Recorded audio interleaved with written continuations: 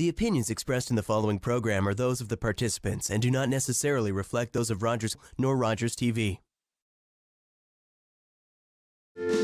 Securing your recycling in a few steps is simple, like bundling your cardboard separately. These bundles can act as a lid for your blue box or placing heavier items such as magazines on top of papers with no material above the rim.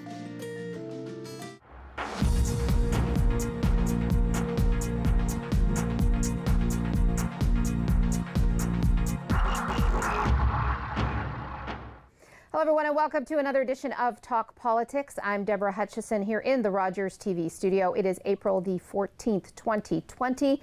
Joining us via video today, yes, we are practicing our social and physical distancing, is Ajax Mayor Shaun Collier. Mayor Collier, thanks so much for joining us today and taking time out of your very busy schedule. My pleasure, Deborah. Thanks a lot for having me.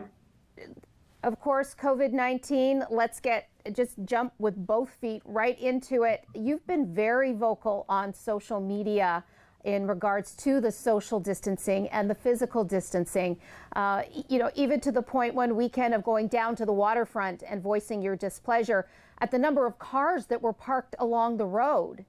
Mm-hmm. Has it gotten any better?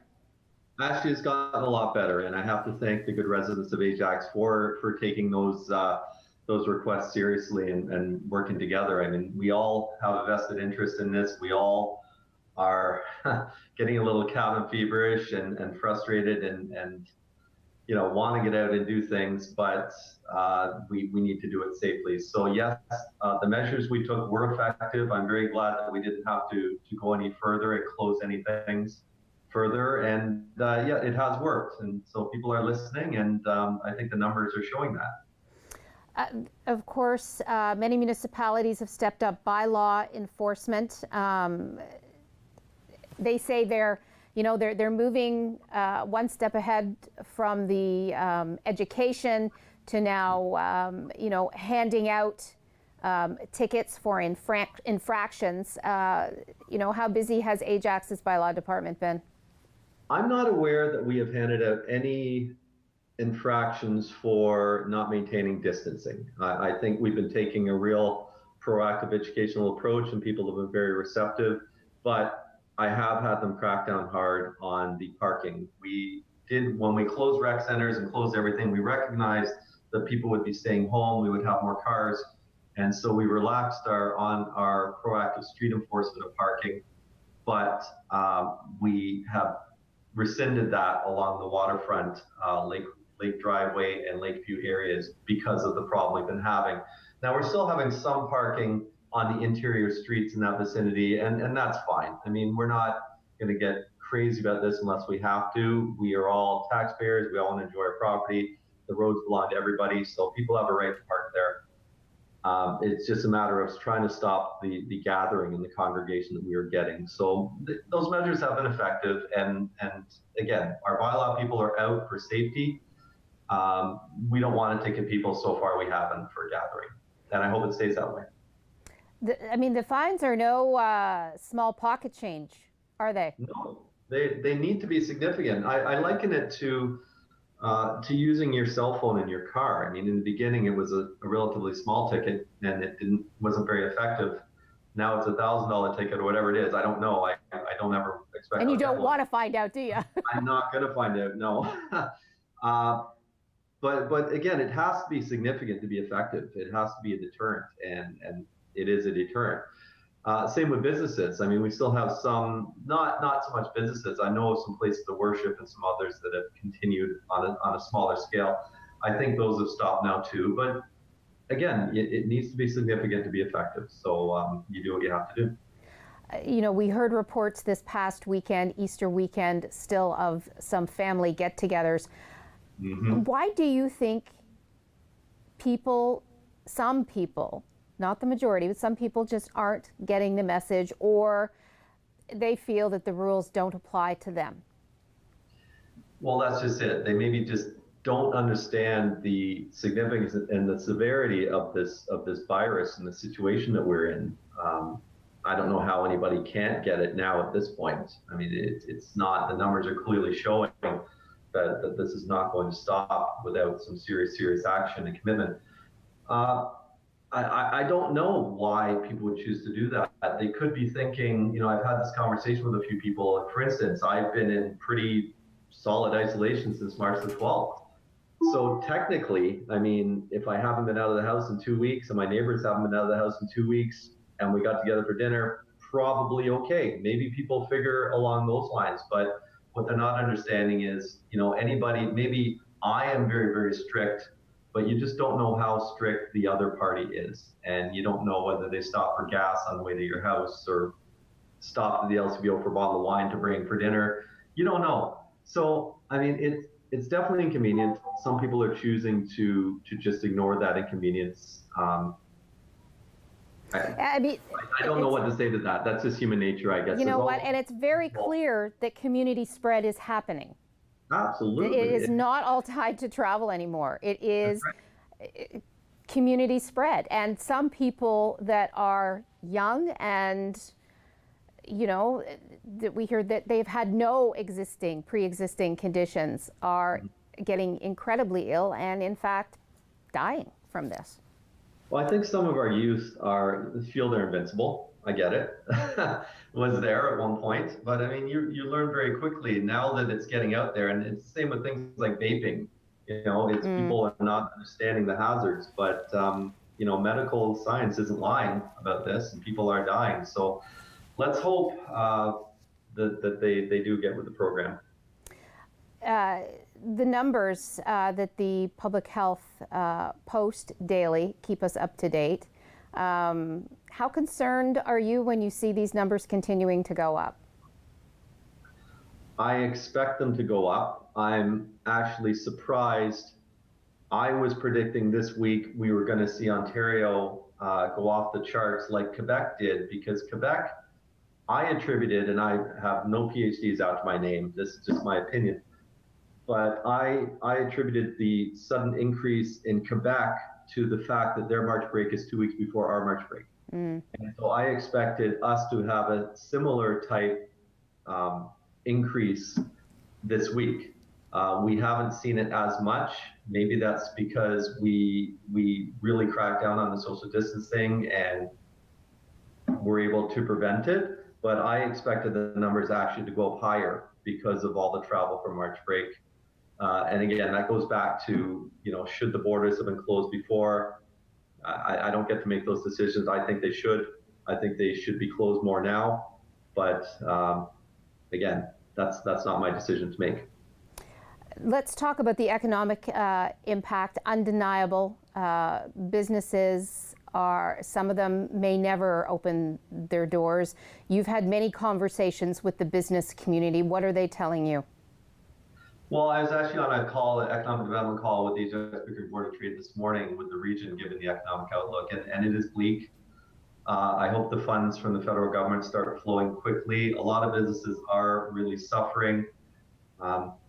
We have been really encouraging people to go out and still support. We have, today's Takeout Tuesday. Go out and order takeout from any one of the many great restaurants. Support your local businesses, buy gift cards. What I have done is, I'll give you an example. For instance, my chiropractor, I pay a monthly flat fee. We've let those fees continue. Even though we can't go see them, we do want to keep supporting the local businesses. I'll make up those visits later, but they rely on those cash flows. Same with any business like that, anything like massage therapists, any of these service businesses, nail places, all those are really struggling. Go out and buy gift cards. Still support them. You'll be able to use the services later, but at least if you can afford to, helping them now to get over this hump. You recently announced the COVID-19 Special Response Fund to help groups that are trying to give back and help others during this time. Can you explain to us what that's all about? Of course. Well, we've all had to cancel a lot of events. We've canceled everything right up to the middle of July, which includes Canada Day. And we have a lot of money in our budgets earmarked for putting on a lot of these events. So if we're not putting on these events, it only makes sense to put that money into the community and help support. So that's what we're doing. We have a number of very vulnerable people in our community. A lot of people have lost their jobs. Some people don't qualify for some of the federal benefits. So, and there's a lot of groups that are out and helping people. Like, I mean, I shop for several people, and I know a lot of other people do too. Salvation Army is one that is doing a lot of great things in our community. And we want to help support them. So we have taken these funds that we had already allocated and will not be spending and created a pool so we can help support some of these organizations. And if we have a minute, I'll do a quick plug for something that I've got coming as well. Of course. That's okay. We've had to make the difficult decision to cancel the Ajax Mayor's Gala, which is going to happen on May the 13th. I'll say it's not canceled. It's just rescheduled. Sorry, not May 13th, June 13th. It's not canceled. It's just rescheduled to June 12th, 2021. It'll be the same event, same location, everything else, and hopefully everything will be fine by then. But given that cancellation, we still have the need in the community for and even more need for certain things, because in a crisis like this, there are some companies, some organizations that feel it more, like Feed the Need and the food banks, like Horizon House. Domestic violence can increase in situations like this. Durham Children's Aid is another one we're looking at, and Community Care Durham that does the Meals on Wheels programs for seniors. These are organizations that we're still looking to support because the need is still there. So what we've done is organize a online virtual interactive fundraiser that's going to happen on April the 25th. It's going to be, I think, YouTube based and on our Ajax Mayor's Gala Facebook page, and it's going to be a live interactive event. I've invited Mayors Don Mitchell and Deputy Mayor Kevin Ash as well, while Mayor Ryan is still recuperating. And we're going to have this event still to be able to raise money for these groups. I've been able to retain a good chunk of the sponsorship dollars that I was able to get allocated from our very generous business community and development community to the Mayor's Gala that we'll be reallocating through this online fundraiser. But the other good thing is, instead of just being the 250, say, people that would normally attend one of these gala events, now we can open it up to the public and perhaps get thousands of people involved in this as well and help these groups. So that's what I'm looking to do, and my council will be there as well, and that's how we're looking to give back to the community here. Okay, I'm going to stop you there. We're going to take a quick break. Our guest this week on Talk Politics is Ajax Mayor Shaun Collier, who is joining us via video, and we really thank you for taking time out of your really busy schedule to join us today. Stay with us. More with Ajax Mayor Shaun Collier after this.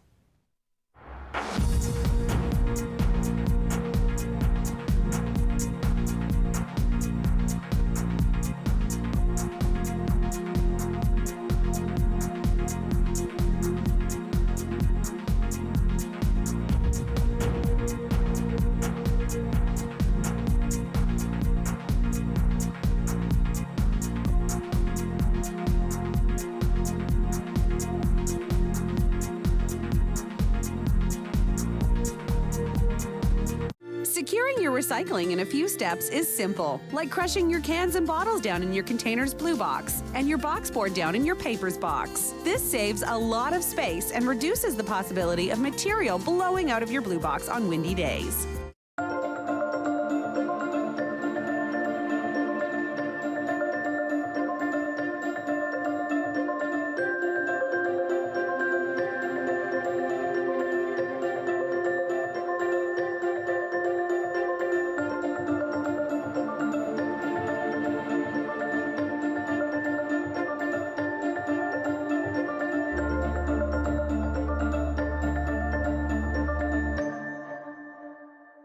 Wednesdays at 7:30 p.m., it's the RTV Quiz.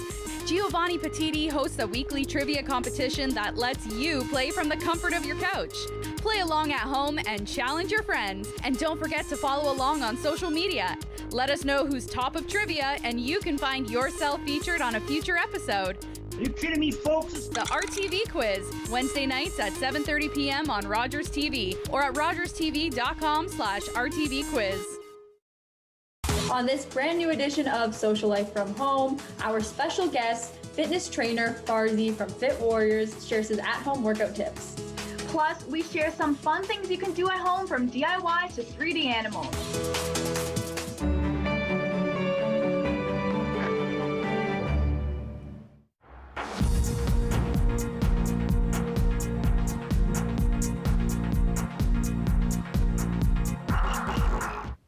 And welcome back to Talk Politics. Our guest this week is Ajax Mayor Shaun Collier. Mayor, before we left, we were talking about your alternate event to the Mayor's Gala. You're moving it online. How can people get more information? Well, thank you very much, because I did forget to mention that. You can go to ajaxmayorsgala.ca.com. There's more information there, as well as our Facebook page. There will be more information rolling out there as well. So thank you for asking that, Deborah. There'll be a lot more information to come. Okay. So while it's not business as usual at Town Hall, you are still meeting as a council, and there are still decisions to make other than COVID-19 related. How are the cogs or the wheels of town business continuing to move forward? I have my schedule continues to be posted every Monday, and probably Tuesday this week since yesterday's a holiday. But I mean, business is as usual. I have almost as many meetings. The only things we're not doing is the events, the public open houses, ribbon cuttings for new businesses, that type of thing. But really, it's business as usual for me. I do just about as many meetings, only virtually, just like this, rather than in person. I am in the process. I'm actually just stopped. I'm writing an email to a couple of our ministers regarding an issue we need to deal with. We have an incredible amount of applications in at our town right now, planning applications for development that are still going through the process. I mean, we can't stop what we're doing. So at the end of this, we're going to hopefully have, even though there's no construction right now, all these things approved and ready to go and be able to hit the ground running. So really it's business as usual. This afternoon after this at 2:45 and 3:45, I've got meetings with my councillors online. I meet with them wards 1, wards 2, wards 3 on a regular basis to discuss issues that they're having and things that we need. At the same time, we're always on social media and on our phones as far as, reaching out, phone calls, dealing with residents. None of that stops, So it is very much business as usual as far as what we're doing. It's the only thing that's really changed is how we're doing it. Is how you're doing it, and it's working well. Talk to me about how you are helping residents to cope in this tough time financially, as well as, a difference in garbage, even something, as little as extra garbage that you're allowing people to put out every week. Well, first of all, one of the first things we did since property taxes were due at the end of April was to defer any late payments and interest charges. We don't want people who are struggling right now to have the added burden of having to come up with that property tax payment. Of course, we still want you to pay your property taxes if your income has not been affected through this, and eventually you will have to pay those. It's not a waiver, it's a deferral. So they will come due eventually. So if people are able, please make those payments, because we still need to operate the town of Ajax. We are a business as well, and we still need to pay our staff and operate and do all the things that we do. So that was one to sort of try and take the pressure off. We've been really working hard to support our frontline health workers. And by frontline workers, we have our health workers that everybody thinks of right away, being hospitals and doctors and nurses and their support. But then we have our frontline emergency workers, police, ambulance, and fire. But we have, like you mentioned, the garbage collection people, the people that work in our grocery stores. Like all of these people, to me, I consider frontline workers, and I thank them all regularly because they are essential to the rest of us being able to survive. So just by getting that support and education out is helping, I think. We're, like I've already talked about, trying to get people to support the local businesses. We have a few different groups who are going out and helping people, whether it's helping shopping. I've mentioned when I'm going out, I'm going to go out later on tonight or maybe tomorrow morning if I can't get out today. And I'll be shopping for 3 or 4 different people because, why put other people at risk? These are things we can do to help each other. Financially, the federal government has been good in a lot of the programs they've put out. I'm hearing that these funds have been flowing, that people who have been applying for the CERB, I think it's called, have been getting the money in their accounts in 2-3 days, which is good. Mm-hmm. So I mean, we're still running Durham Regional Transit. Durham Regional Transit is running and it's free. Yes. And people board to the rear doors now. So the driver, they stay away from the driver. And it's a free service. So unfortunately, we're getting people riding the bus just for fun, which we're having to deal with. But that's a minor thing. With the garbage, we've removed the restriction from the number of bags. Then they've changed it again. I think they've made it from 4 to 6. So we recognize that more people are home, and we don't want illegal dumping, which we've had some also. So by raising the bag limit, that's helped as well. So there's a number of things that are happening. But this is really, I heard the expression earlier today, we're building the plane as we fly.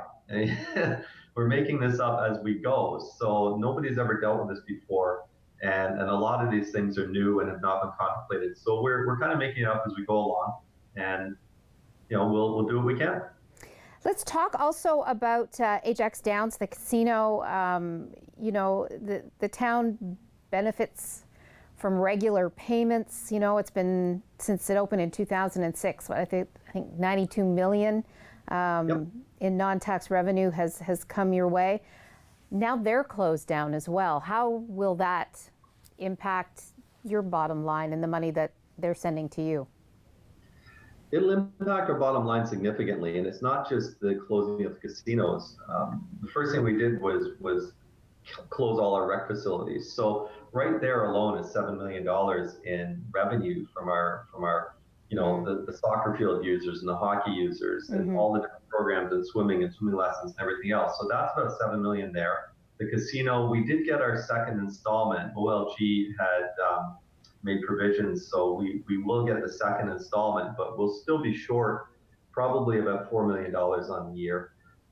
There's a number of things. So I understand people losing their jobs and everything, and we're working with them, but understand, when it comes to businesses, municipalities also are businesses, and we rely on property tax, but we also have non-tax revenue like our fees and from recreation and from things like casinos. And when that goes away, we feel the pinch too and have to make the changes as well. So it's something we'll have to deal with.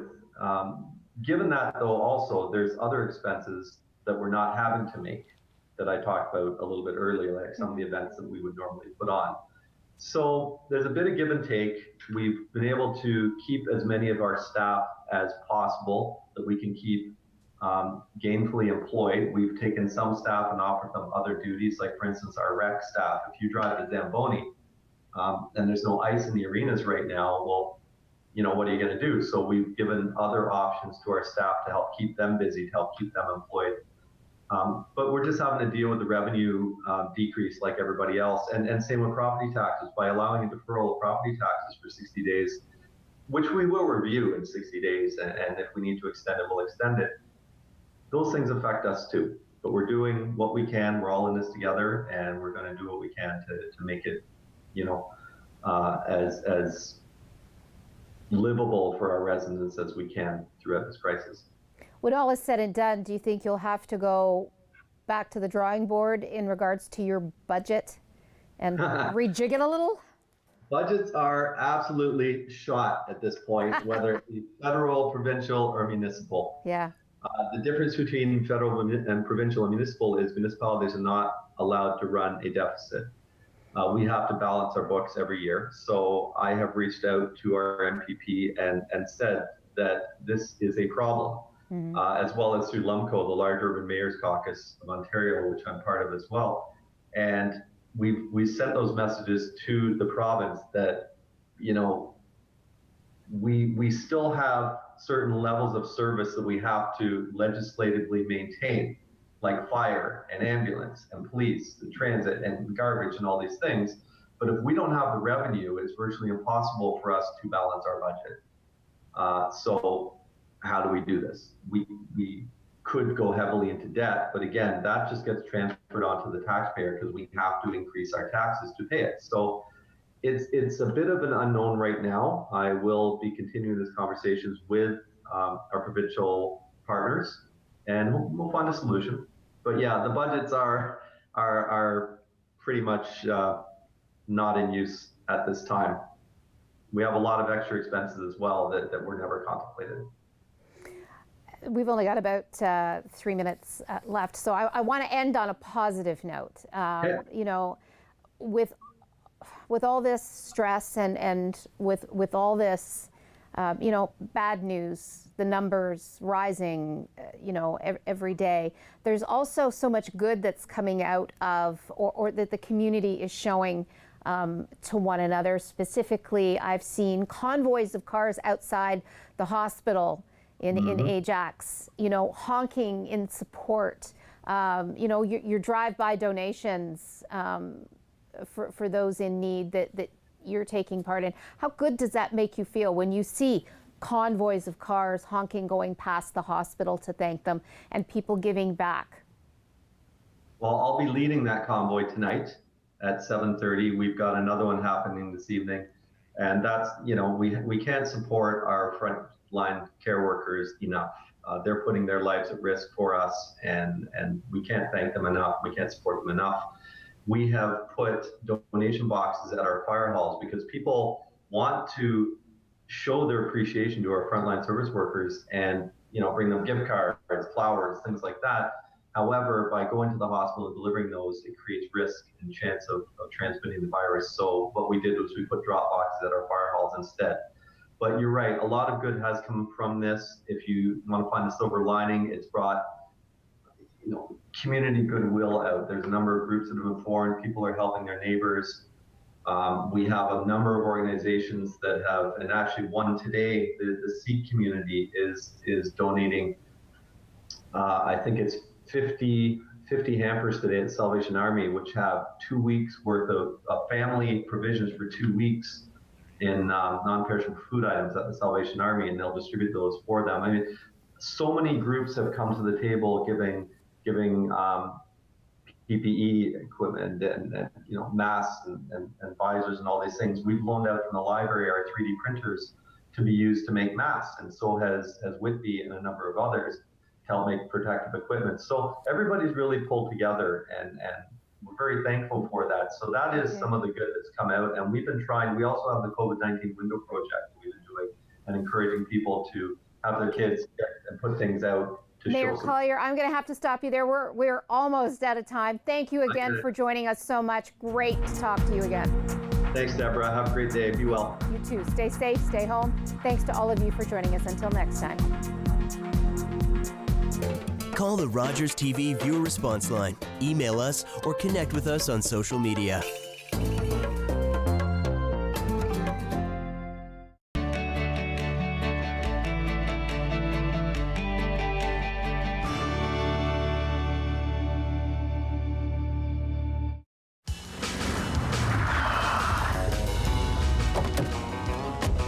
Hey, Gabe, we're supposed to be at City Hall. We're gonna build it right here. Oh, yeah, sure. And give wetsuits to all the visitors? No, on the water. Hey, come on, we're talking about building something the size of 64 city blocks. And there's no land left in Montreal. So, get serious. Listen, we'll build islands. How? Dig up Montreal? They're digging a subway, remember? You take it from there, and you put it here. 12 months and 25 million tons of fill later, St. Helens Island was reshaped and Ile Notre Dame was created. Come on, we don't want to keep Mayor Drapeau waiting, do we?